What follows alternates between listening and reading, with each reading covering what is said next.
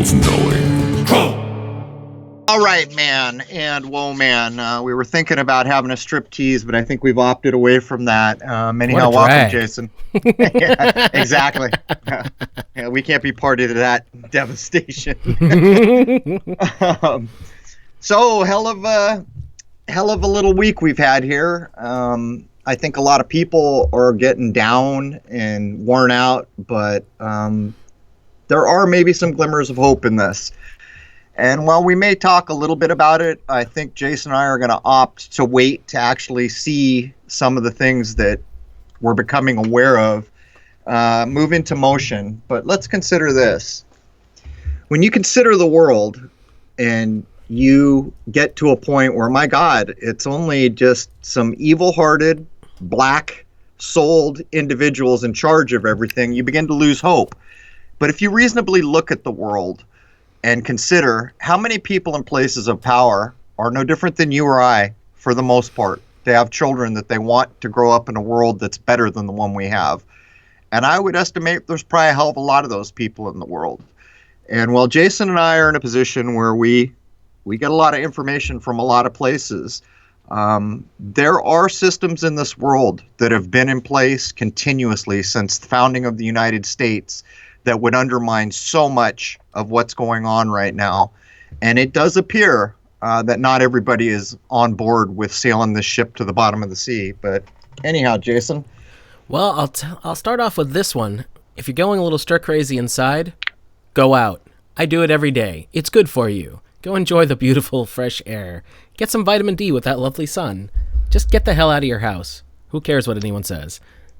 Well, while so many people in places of power are violating your rights, a lot of governors doing it. And by the way, the federal government doing it, because the federal government cannot override the constitutions of each individual state. But we're kind of used to this. Take a show like Cops on TV. Why do you think that's there? That's to give you the slow mental push towards we don't have any rights. Because what they basically do is violate rights regularly on that show. But when we consider finally in the state of Rhode Island that our government, well, what stands for a government, our governor said, oh, now you've got to have a mask no matter where you go. I said, no, not doing it. I'm aware of the fraud that's afoot and I'm not doing it. And my wife and I both went out today. There were 2 people in one of the grocery stores that didn't have masks and everyone else did, but no one came up to us and said boo. And I'm just saying, if you conduct yourself in a respectable way and you stand for the rights that you know you have as a living man or a living woman, I don't think there's too many people going to beef with that.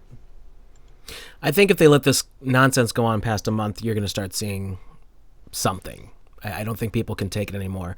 I mean, let's be honest here. How many people have enough money to just keep going without anything coming in or very little coming in? I mean, I'm sure some people got that stimulus stuff that came through, but that's not going to go very far.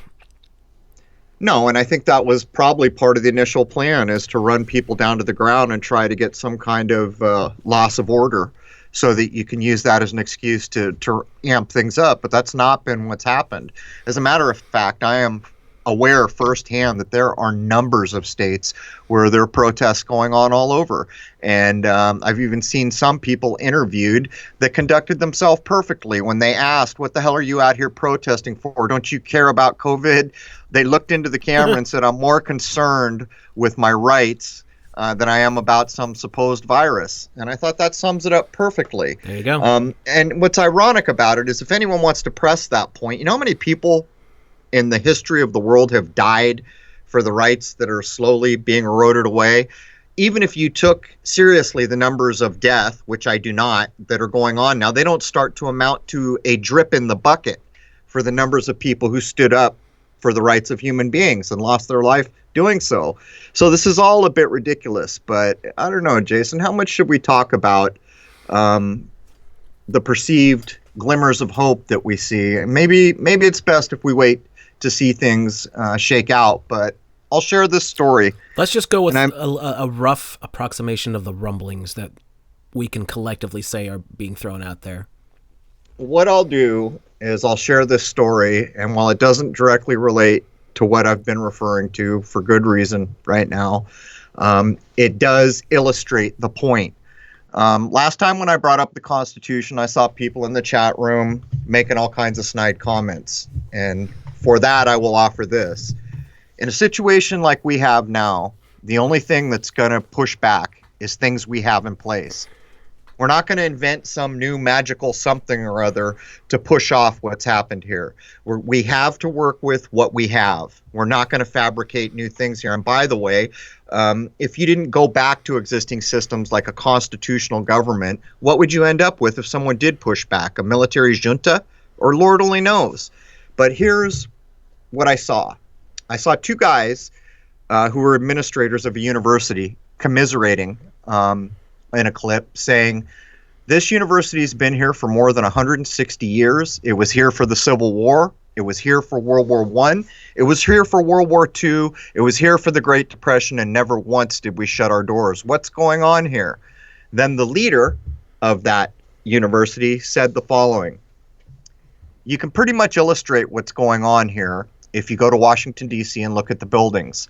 All those beautiful buildings that echo back to a classic Greek architecture, those are all constitutional buildings. Every other one, every other single one that does not have that appearance is an unconstitutional building. Now, if you think about what I just said for a minute and you think about who said it, there's a huge glimmer of light in this world because people are not going to roll over so easily. There's no telling where this all goes. But the point I would make are there are a lot of people in powerful positions who have not forgotten the idea of the rule of law, the rights of a human being, the fact that no one here now is actually lost at sea. I can prove it because you're breathing. So by proof, in the light of day, you are not lost at sea. And yet, if you go into a courtroom right now, your local admiralty law will inform the judge, if no one else, who, by the way, can't even call himself a judge, if asked in that courtroom, will consider you lost at sea. That means dead. That means without breath. That means not a living man or a woman. And this is the fraud we've been living under, and there are a hell of a lot of people who have had it up to their eyeballs. I mean, what would you add, Jason? Does it mean that you're in Davy Jones's locker? That's exact. It's provably not true, but that's exactly what it means. And this all harkens back to the East India Company and other places. That's how we ended up with the law of the sea. These corporations that got too big for their own britches, they had bloodlines and royalty with them, and it's come to a head now. And we have to decide, are we going to live in a world where nobility is claimed and crap like we're looking at goes on, or are we going to do something else? And I would suggest to everybody, there is, in fact, a system that founded this country that if it was recognized and demanded back right now, all this other crap would evaporate like so much smoke on a burning tire. That's a fact. It may not be the perfect system that everyone's always dreamed of their whole life, but it is a far sight better than what's knocking on our door right now. Well, what's knocking on our door right now is we're just going to say the word emergency and therefore strip you of any capability of doing anything. That's what's going on right now. And I think they're pushing it to see just how far that it can be taken before the pushback comes.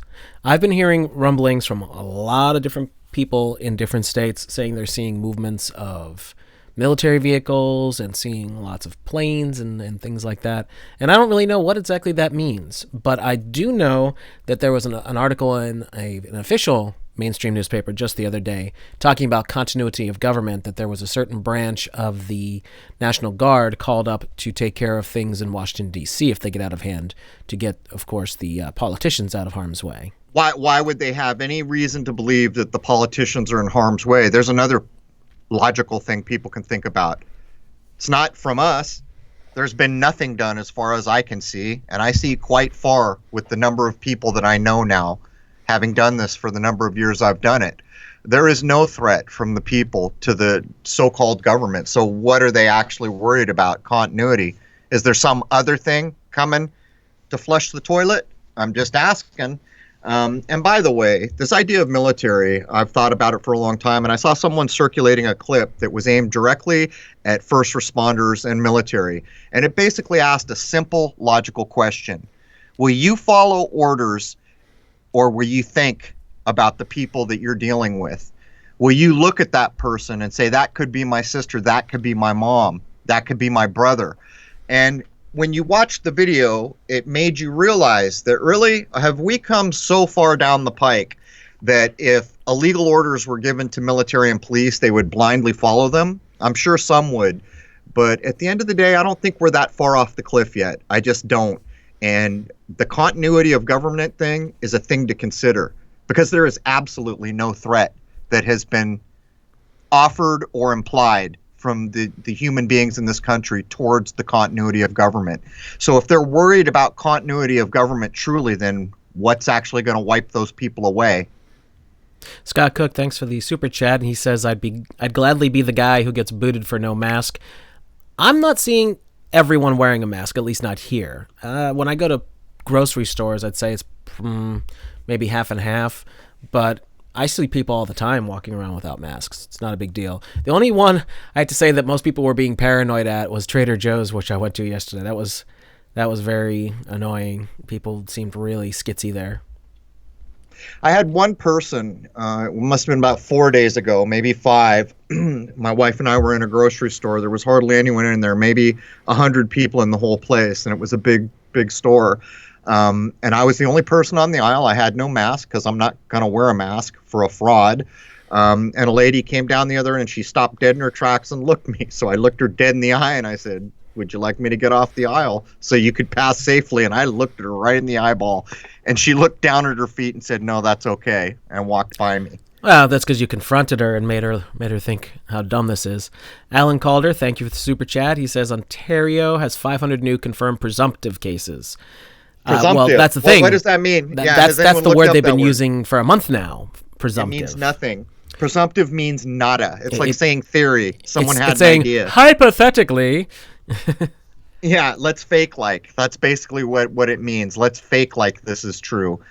Presumptive cases. What got me is the initial description of this so-called deadly epidemic was called novel. They actually labeled, and you can still go online and look it up, novel. Has anyone bothered? They use that, I would say more than half the time they say the novel coronavirus. Well, good for you. It was in a novel too, 20, 30 years ago. Welcome to fiction land, because that's what it is. It's all fiction. And now they're starting to push another nonsensical idea that somehow this was made in a lab in China, and there's no scientific proof to back it up. But see, they use the Tavistock method, which is designed to keep people off balance. So you hear one governor say, oh, we're going to ease restrictions over here in Texas. And then someone else will come on the news and say, but we're going to have to practice social distancing for the next 2 years. And nonsense like this. Yeah, good luck for sure. Good luck with that. There's got to come a point here. And hopefully we're grown up enough that we don't need to lose order. But how many people right now are looking at bare refrigerators? And they've started to address it because there's an endless list of people who have been emailing me, a number on the forum at CRROW777 Radio, saying that they just had money deposited into their account from the federal government. Right. And I have another friend who was actually issued, get this, if this doesn't tell you where we are. So he applied for these things to do with business loss, payroll, and all this. He was issued $30,000 in less than 30 minutes, and guess who issued it? PayPal. PayPal issued it right into his bank account. It was labeled a loan at 0.25%, which was forgivable if you used it within the next 90 days to do things like payroll, rent, things to do with a business. On top of that, part of the money he received was a grant. A grant is not no strings attached. A grant is a gift. And then on top of that is the other thing that has to do with the taxpayer getting money into their account. So this is what's going on. But I would point out, if we went back to a constitutional government tomorrow, did you know that every debt in this world that anyone has anywhere evaporates? Think about what I'm saying. The IRS would evaporate. Student loans would evaporate. Basically, almost any debt on anything would evaporate because it would be unconstitutional. As a matter of fact, would it be usury? Well, it would be a lot of things that are illegal because banks don't have any right to hold title on your car. Right now, if you buy a car and you don't pay for it in cash, they put a lien on you in some places, but in all places now, they hold the title. When I was in my 20s, the bank did not hold your title. They issued you a title which became valid upon your payment, but it was still your title.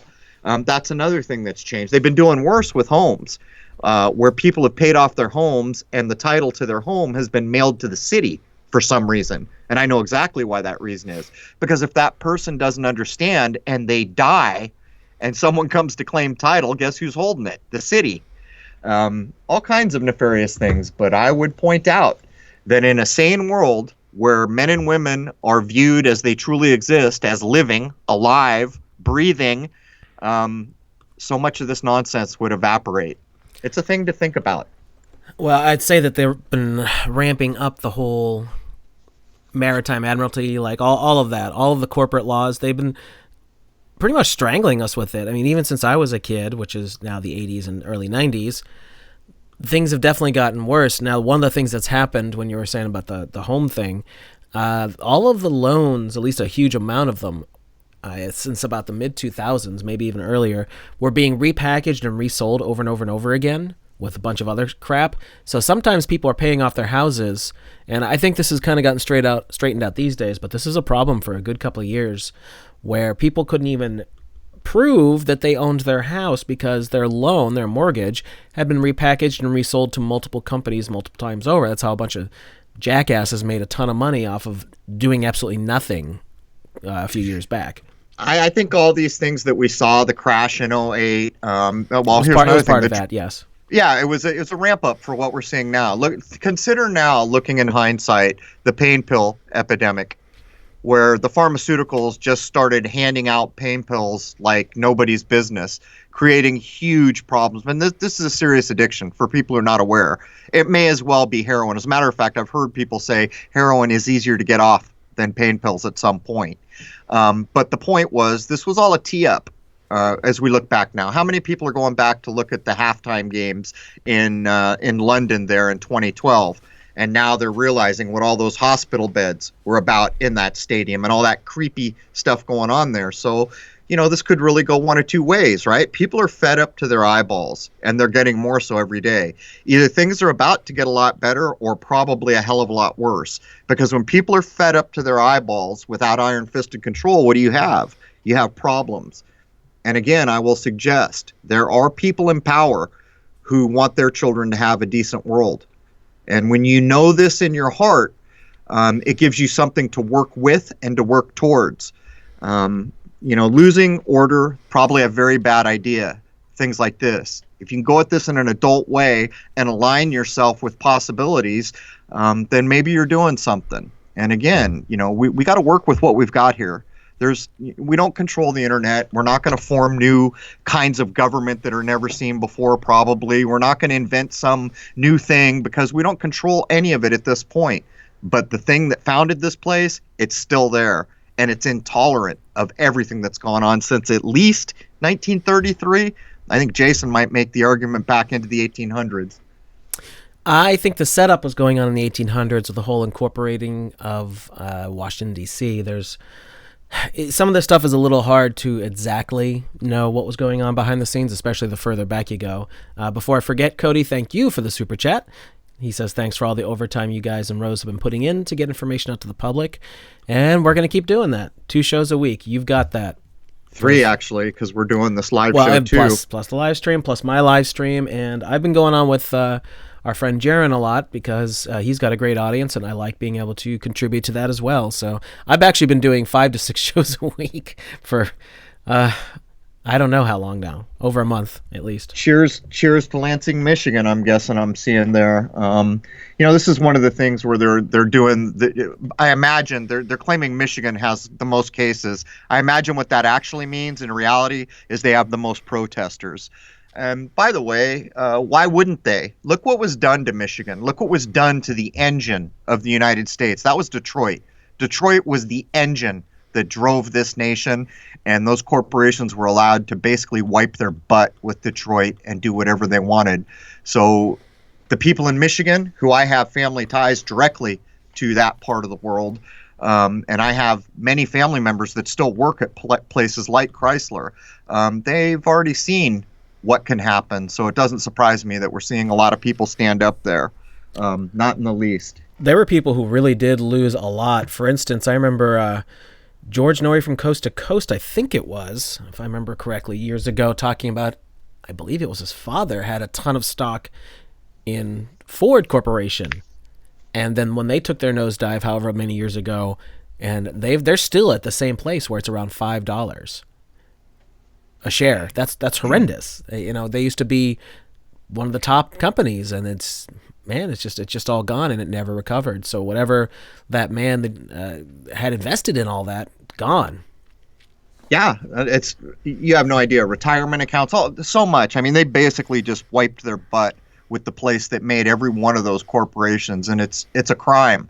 How can it be that people come in on the back of a country to do so well and then just discard it when they're done with it? That shouldn't be allowed. In a constitutional situation, that wouldn't be allowed. You know, how many people understand that in the Constitution, governments can make treaties, but only treaties with other governments? So now think about the WHO or the UN or any of these other kind of New World Ordery sounding places. Under a constitution, that would not be possible because those are not governments of another country, to put it bluntly. But as we move in here, people are up to their eyes. How many people have you seen dig up the Rockefeller document from 2010 at this point, which basically it outlines verbatim what we're seeing going on? I mean, you don't even have to stretch your imagination. It's a playbook. It looks like a playbook, and it's listing 1, 2, 3, 4. This is what's coming. Even the year. A lot of people are waking up to what's gone on here, and I think they're fed up to their eyeballs. I actually saw my mom gets a paper, and I saw someone actually standing up to say the governor is not the be-all and end-all. We are still a nation of laws. And then they wimped out and said a bunch of wimpy stuff. But the point is that is a pulse change slightly. Then I'm a scared little kid, and I'll do what you tell me. Where's my mask? I'm just saying there are plenty of reasons to hope here. And if people stand together and treat each other well and aim for a better outcome, I'm thinking it's still a possibility. I'm thinking not only has the fat lady not sang, she may need to put on a few more pounds before she can sing. Well, I'll just give her a few boxes of bonbons. But Las Vegas Carnivore, thank you for the super chat, says, have you all seen the street activism from the man in Bowel Mart about the social distancing? Masterfully executed, in my opinion. Thank you for helping to open my eyes regarding the beer bug. Peace and blessings. I'm not sure which one you're referring to, but I've seen plenty of people just kind of going out and doing their thing. Our friend Mac that was on last week, he's been just wandering the streets of, what is he, in Vancouver, I think, and just going up to people and confronting them about it, especially if they have masks on. You know, I'll suggest a thing here, and I know a lot of people will probably make snide comments, but I don't care. There's a few hundred people that come to this show. Why don't each of us promise that we're going to go read a piece of the Constitution this very evening, because it puts it in the mind stream. You get a few 100,000 people glancing at the Constitution, and that starts to inch towards reality. Go back and look at all the things that we lost in 1933, certainly, probably earlier, when that generation had no reason to suspect that their government was dishonest. And they put a state of emergency and they suspended the rights of people and started sneaking in their admiralty law nonsense. Go tonight, look up the Constitution, pick a part of it, and know it. And tell your children about it and tell your friends about it. Because as someone just posted, we used to have civics classes. Now it's like humanities or social studies. It's a joke. My mom is almost 90, and I asked her 2 years of civics when she was down in the younger grades of school. How many people can remember anything about the Constitution that wasn't brought to us from Schoolhouse Rock? You made it, Bill. You're a law. We got to do better than that. And that's when I woke up like a month ago when I started talking to my wife, and I realized almost everything I remembered about it was because of Schoolhouse Rock. So I went back. I've read it a couple times now, and I'm beginning to realize there may be no perfect system, but that system shines like a beacon of light compared to what's gone on here in a system that fakes like each of us is lost at sea. And they're pretending. That's the ridiculous nature of where we are right now. Everyone here is breathing. They're not lost at sea. I'd swear my life on it that every person here is alive. And yet we have a legal system that will treat you as if you're lost at sea. So I'm just saying, if you want to join me this very evening, pick at least one part of the Constitution or the Bill of Rights and read it and know it. It puts it into the mind stream. I'm just saying. So if we go back, I would say that the destruction of this country, well, let's go back even further. Let's start with what was asked of Benjamin Franklin, supposedly when they came out of the drawing room coming up with the new government that was supposed to exist. And he said it was a republic if you can keep it. That's a pretty heavy statement right off the bat, right? Well, who was he? Yeah, he was a member of the Hellfire Club, right? He was somebody in the know. He's part of the problem. He was already plotting to overthrow. He was already setting up a government where they didn't even really want the common man or woman voting because they were just too run-of-the-mill to have that kind of power, which is why they put the Electoral College in place. Exactly. And I've had to explain this to people so many times, like you just don't get it. Well, there's more to know here. The Hellfire Club is freaking satanic. It's what it is. It's sex magic. It's all these things. There are universities that are directly connected to that whole thing. There are versions of CERN and other cybernetics organizations that relate directly to the Hellfire Club. These are the sick minds who got a hold of things. So when Franklin says, if you can hold on to it, he's laughing under his breath because that dude is stacking the deck with jokers as he says that. Well, that just keeps their people in no matter what. And this is what I keep explaining to people. Anyone who goes on and on about Orange Man bad, you don't understand. It's not Orange Man bad, Democrats good, or vice versa, whatever it happens to be at the time. The person who is there because the power structure wanted them there. And that's that. Get over it. It's not about a singular person. It never is. Anyone who wants to know a thing, go look how the Electoral College was set up. Look what the state of Rhode Island did when they found out the Electoral College. They walked out. They refused to participate. 13 original colonies did not make the Electoral College. 12 of them did because Rhode Island would have no part of it. And by the way, Rhode Island was big on religious freedoms and other things, which is the story we're told about how the state was founded. Rhode Island's a weird state for a lot of reasons, but the fact remains the Electoral College is a backdoor to power. It was put there to be a backdoor to power, and it's been used in that way ever since. And we can show you presidents all the way back in the day that were seated when the public voted for one guy and the other guy was sat because the Electoral College felt like it, which is proof in the pudding. So don't be fooled, man. And, it's one thing to have Benjamin Franklin held up as a founding father. It's another thing to point out who he actually was. Right. Let me hit these super chats quick. Howdy, stranger. Thank you. Says, thanks again for all your extra work, CRROW, Jason, and Rose. Thank you so much. And Patton, thank you. Says, Troy, Greece, Rome, France, America, China, and then a question mark. Not sure what you're trying to get there. I see Andre Gates. Go watch Shoot the Moon if you're dying to see me. I'm not all that in a bag of chips, but you can stare at my face for almost 2 hours. I shot him with really nice cameras and lenses, too. He looks great. Yeah, it didn't help. But getting back to what we were saying, so we know that this was set up right from the get-go in 1776. Move along in time. The same year as the Illuminati, the Bavarian Illuminati came to be, by the way. Well, that's a thing. That is definitely a thing. So we do have a nation that is incredibly strong right off the bat, and you do have corporate banks trying to make their way in all the time. Why? Because they saw an easy way to maintain control, as always, and to steer things the way they want to and make money, because this was a nation of plenty, that's for sure. So we get along all the way up into the 1860s, and you have way too much freedom in certain people's opinions. So what do? Here's a quick little bit of info in case people don't know it. The Civil War, the American Civil War, was not fought over slavery. It was one of the things they used as an excuse, but it was actually fought over money because the South was making tons of money and the North had all the debts, and they were kind of extorting a lot of the South to pay those debts. So a lot of it came down to money, and they wanted to keep their money streams where they were and stop paying other people's bills. It's kind of like what happens now. The poor people are supporting the rich people.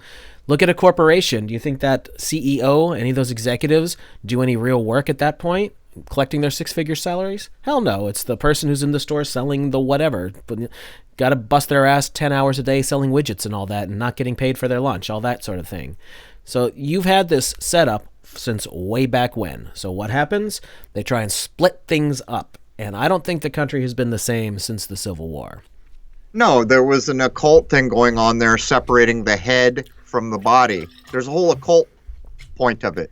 But the other thing is that you've never seen a war in memorable history that was fought or executed in the way your history books told you it was. I was in the Marine Corps during the first Gulf War.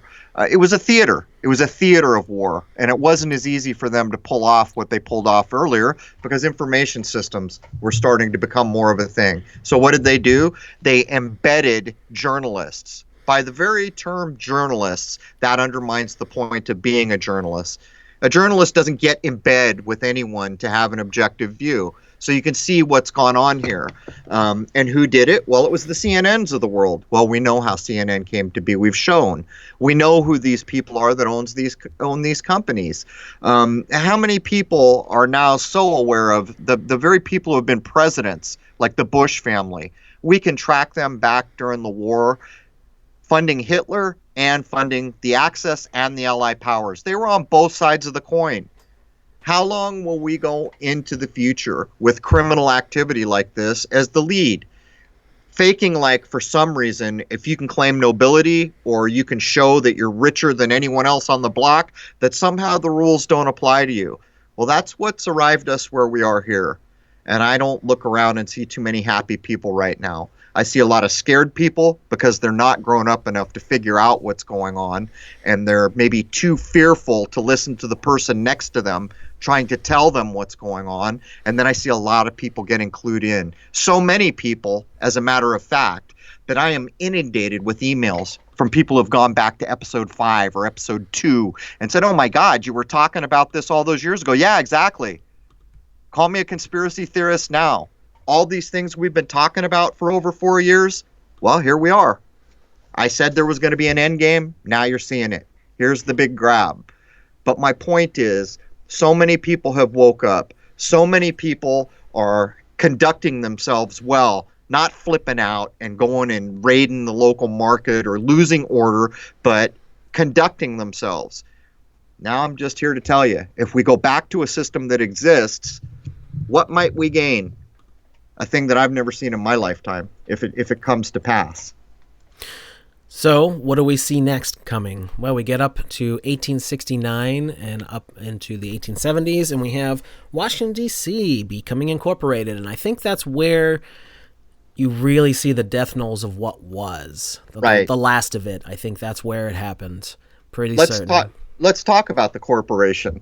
Very few people have any idea of what corporation actually is or how it came to be, which is what Jason's referencing. Did you know that when they first tried to make corporations, they were shot down left and right saying, no, you're going to take advantage of people.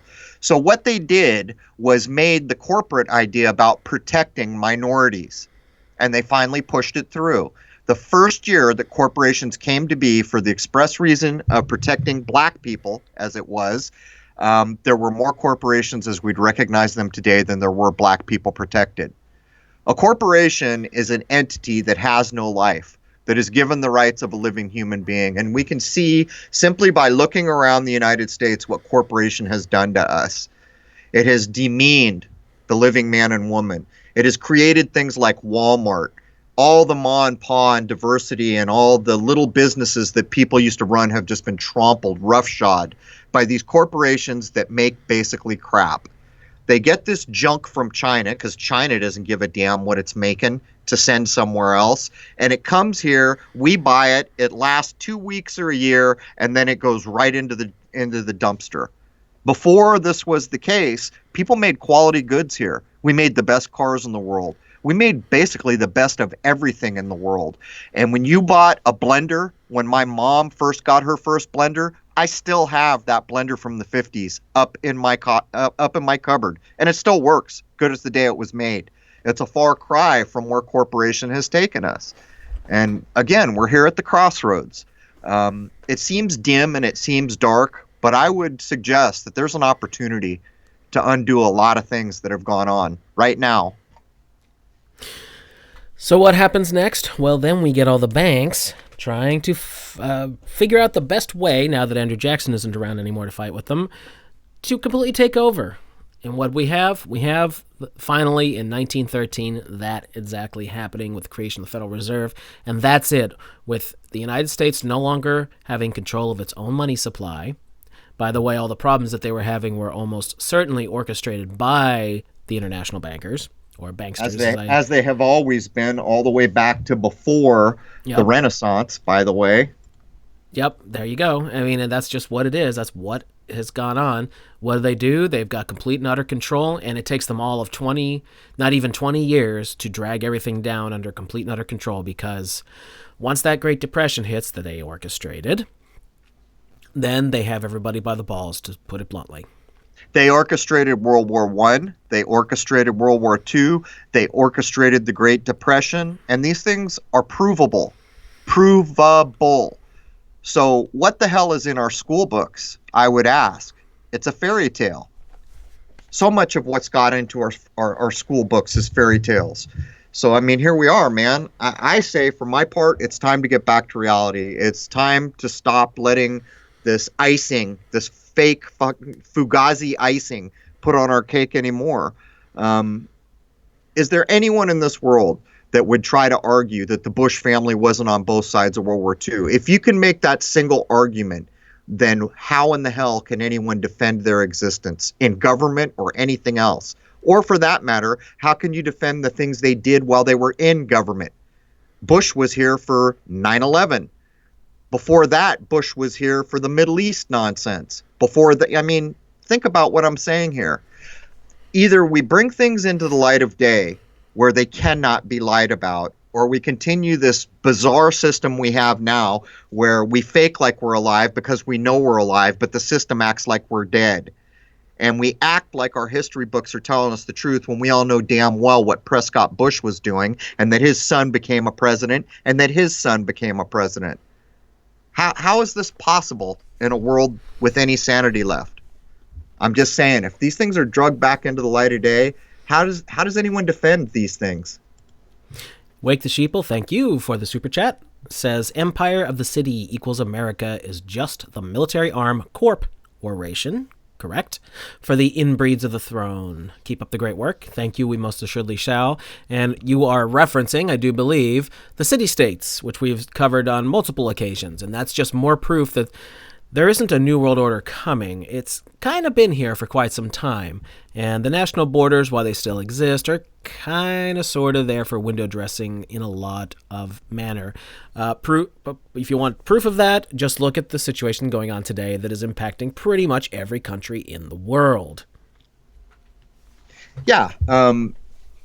What's ironic about what's going on now is people are finally coming aware of the Rockefeller doc from 2010, and they're not fooled. It's so blatantly clear. In the same way it's blatantly clear went on in London at the Olympics in that stadium. I remember back at the time people saying, what the hell did we just watch? What was that? It was bizarre, to say the least. Well, now we know what it was about, right? But when you consider what's gone on from that period to this, I think people have grown up a lot. In 2012, if you said anything that didn't match what a textbook said, you were called a conspiracy theorist.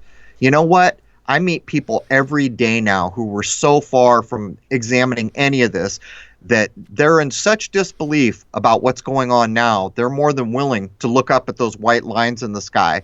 They're more than willing to consider that maybe they should have been looking more carefully. We have an opportunity right now. That's the way I view what's going on. We have an opportunity to refuse the nonsense.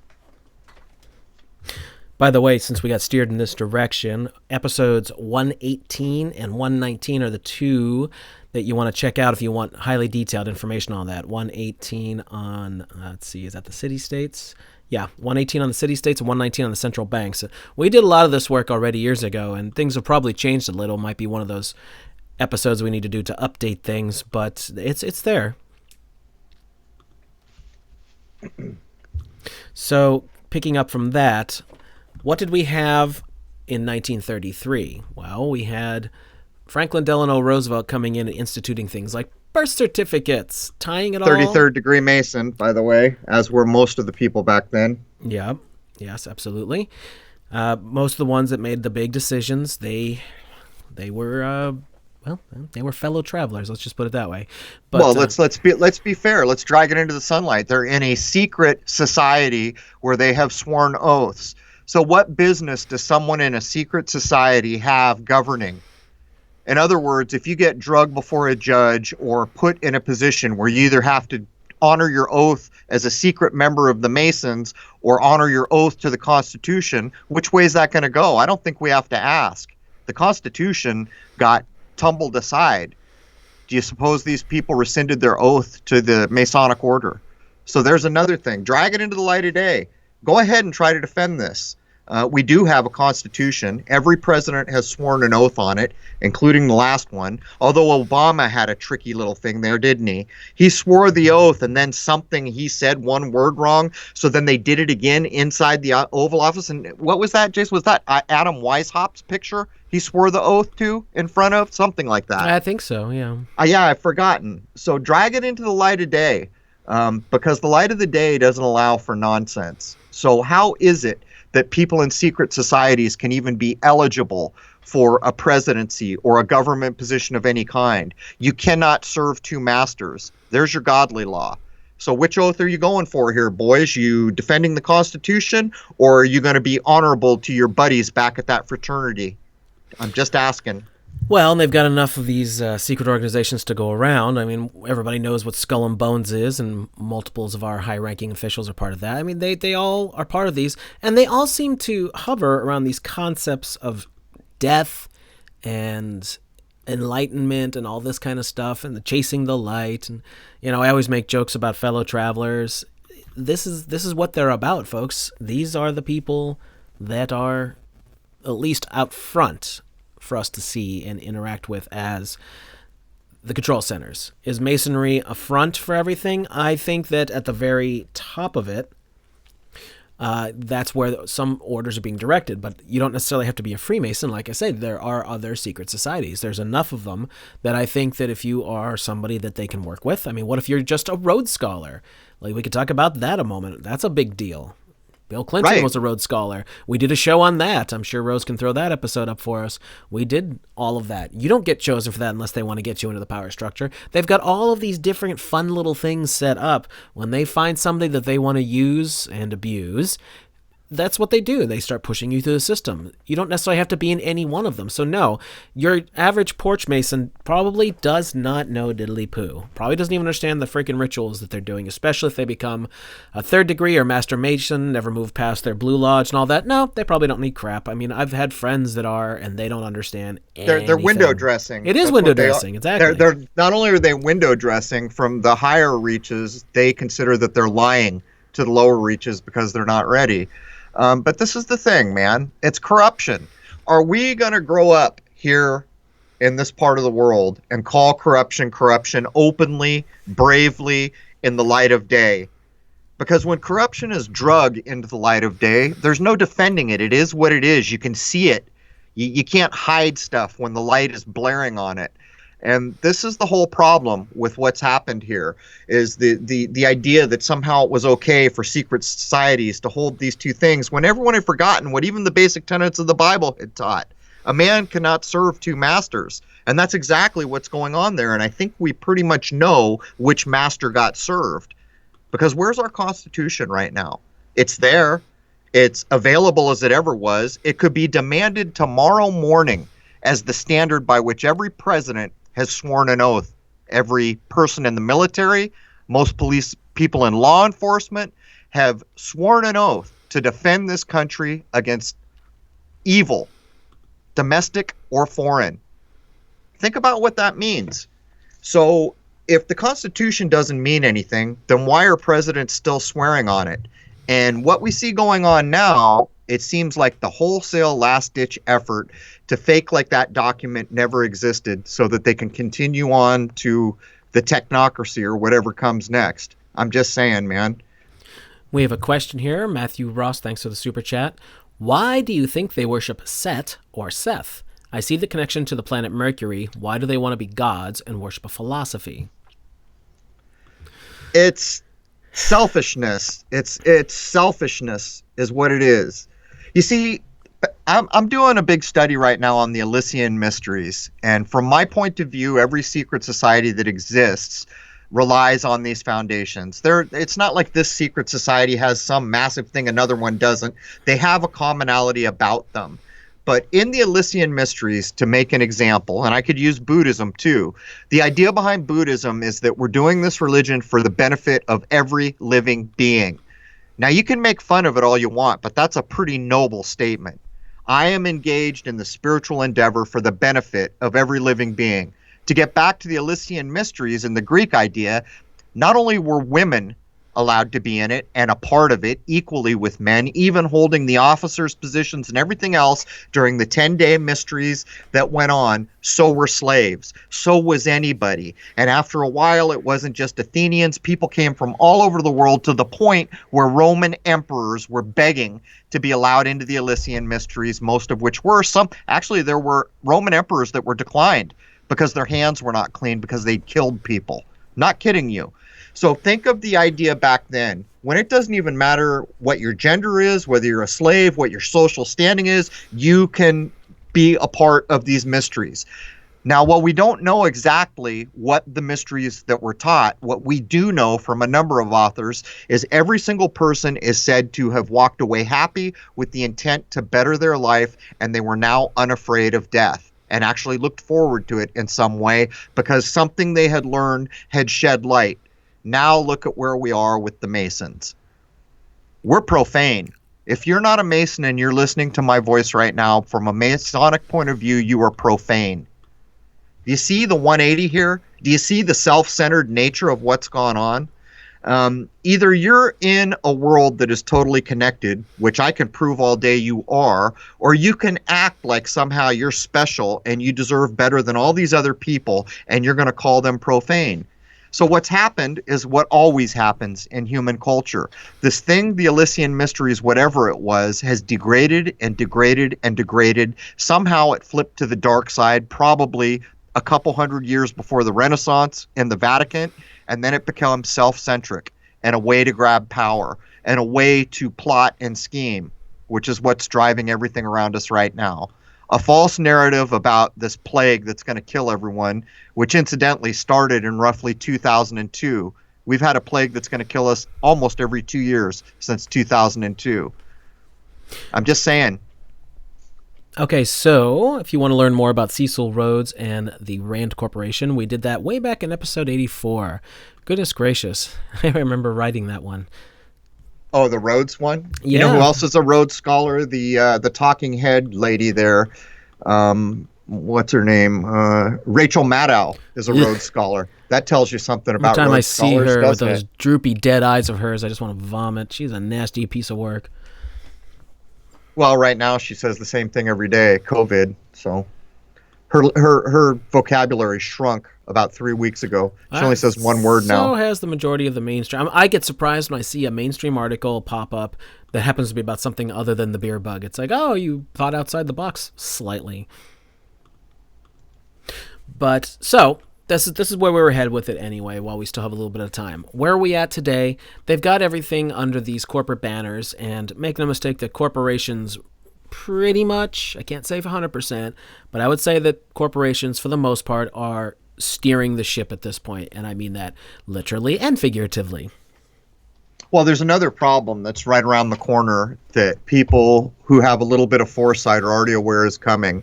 All these people that have been put out of work, and there's going to be many businesses that probably won't be able to recover from what's happened here, smaller businesses. It remains to be seen how it shakes out. But we are a scant maybe 5 years-ish away from automation on a level that is going to put so many people out of work.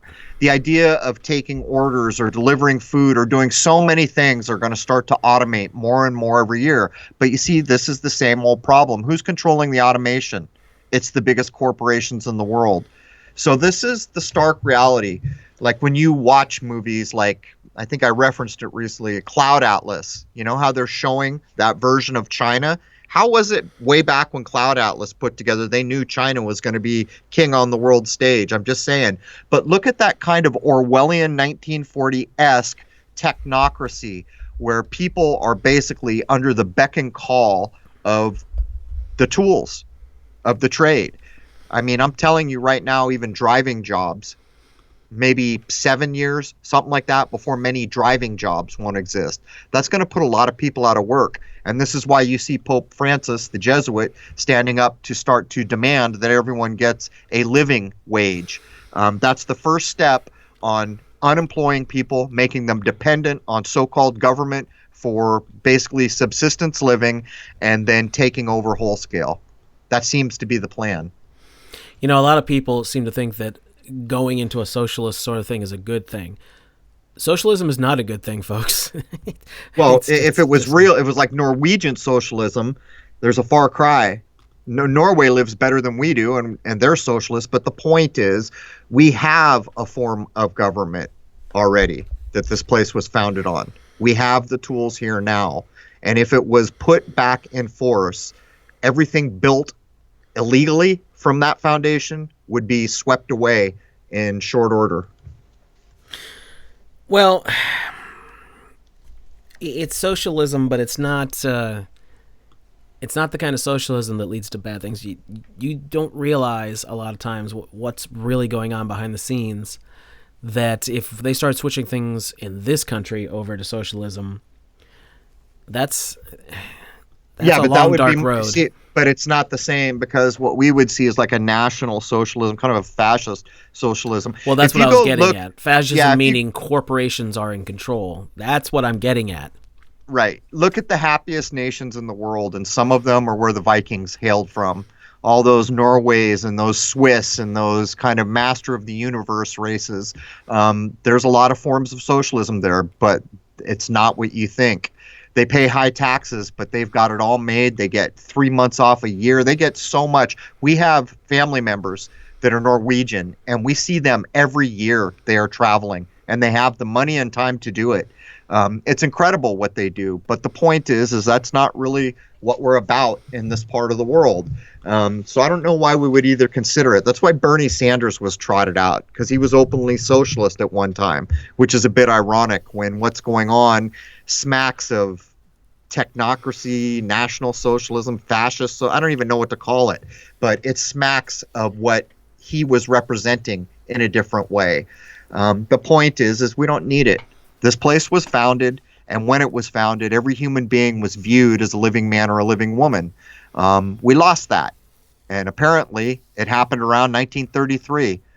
My grandparents were asleep at the switch, because they didn't have any reason to understand that they couldn't trust their own government. They thought the opposite. They thought they were proud to be Americans. They thought their government was here to help them. They were bamboozled. They were hoodwinked, literally hoodwinked.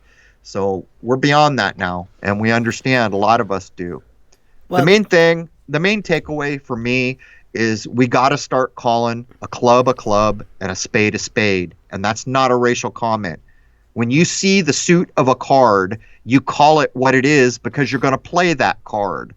If you call a thing corrupt and you stand by your judgment of it, if you force a thing to be drug into the daylight, it cannot hide in the shadows any longer. And we haven't been doing that for a long time. We've been pretending, faking like ugly monsters in the closet didn't exist, calling people conspiracy theories because we were afraid to consider the reality might be real. But that's how we got here, where we are right now. Well, how many of his houses is Bernie Sanders going to give up if he ever was in control? Yeah, I don't think he'd be giving up much. But anyway, Nicholas, thank you for the super chat just came in. Y'all are the highlight of my day with every show. Keep crushing.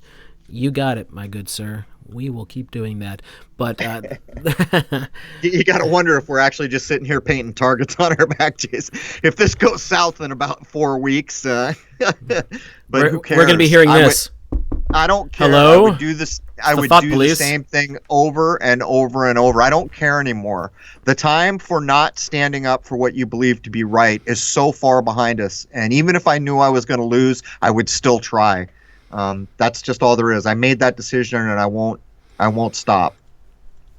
Well, we don't have an open tyranny, as in troops on the streets and all that kind of thing, where we're trying to transmit from pirate radio and things like that. We kind of have a velvet glove totalitarianism going on, I think it's safe to say. You can still go to the store and buy stuff for now until everybody freaks out and there's no toilet paper or bread. But, for the most part, we, the average person, are still considered free. But the whole socialism thing, to kind of tie that up, people don't realize that socialism and fascism kind of go together, and one leads to the other very quickly. And the people who are in control now are not going to just all of a sudden stop being in power if this goes socialism. Socialism is just an easier way to control the masses. They want to get you on a universal basic income? Cool. Now they can regulate how much you have and what you do and don't have in your homes and what kind of homes you can have, because maybe you don't need that great big home anymore because we're all socialists and we're all happy together. So you can live in an apartment instead, and you can all be in cities. You definitely don't need to be on a farm. We can have the robots take care of that. You see where this goes? This is a technocracy. Yeah, but you know what cracks me up about even considering whether socialism is this? What the hell do we have now? We're gonna sit here and dissect some other supposed form of whatever you want to call it. Look what's happened to us. Look where we are right now. We've got governors standing up every day violating the God-given rights of every person. We've got a president standing up every day usurping the local state constitutions. We've got shows on TV like Cops where they show police officers violating the human rights of people, and we all have been normalized and we think that's just the way it is. It's time to go the other way, folks. It's time to recognize that other person, that's your brother or sister, and they deserve everything you deserve. And it's not about color or race or any other thing.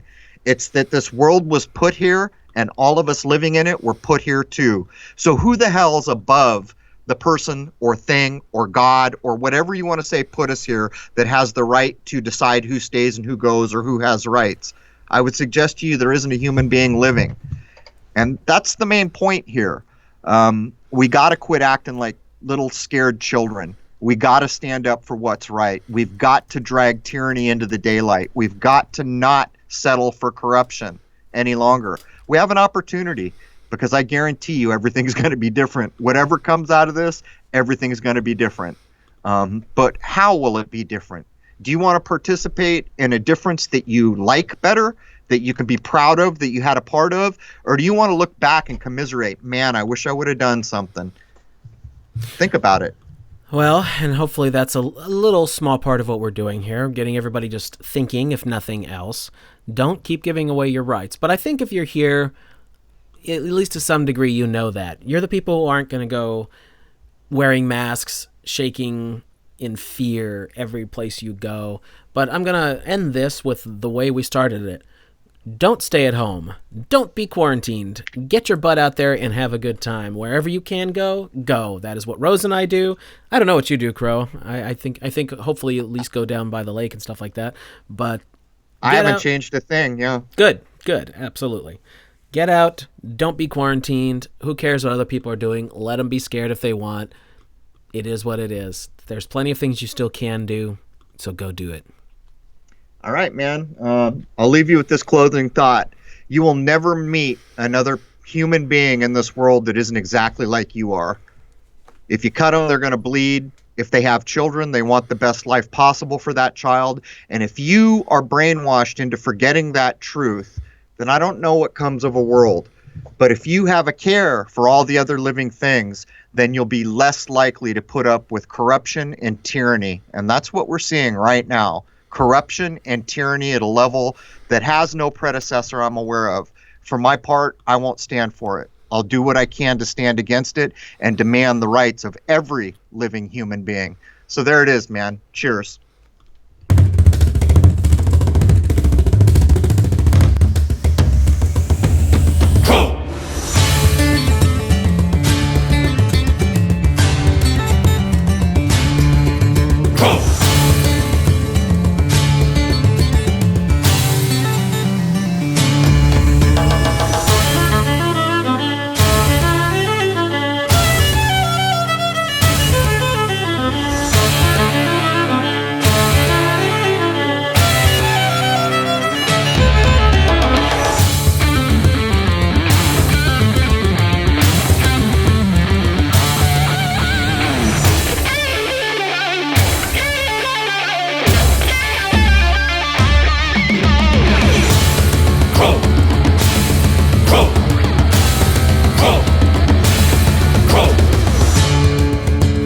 Belief is the enemy of knowing.